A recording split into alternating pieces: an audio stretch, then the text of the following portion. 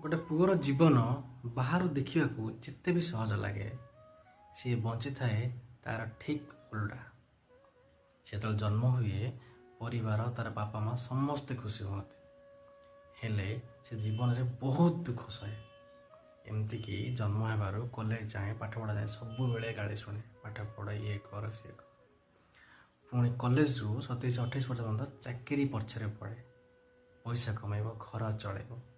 ଠିକ୍ ବାହାଘର ପରେ ତାକୁ ଦୁଇଟା ଭାଗରେ ବିଭକ୍ତ କରାଯାଏ, ସ୍ୱାମୀ ଆଉ ପୁଅ ଭାବରେ। ଘର ଯାକ ସବୁ ଦାୟିତ୍ୱ ବହନ କରେ ସିଏ। ସବୁ କାମରେ ତାକୁ ଖୋଜା ହୁଏ, ଆଉ ସବୁ କାମରେ ତାକୁ ହିଁ ଦାୟୀ କରାଯାଏ, ତାକୁ ହିଁ ବଦନାମ କରାଯାଏ। ବେଳେବେଳେ ଲାଗେ ଯେ ତାର ଫିଲିଙ୍ଗସଟାକୁ, ଗୋଟେ ପୁଅର ଫିଲିଙ୍ଗସକୁ କେହି ବି ବୁଝନ୍ତିନି।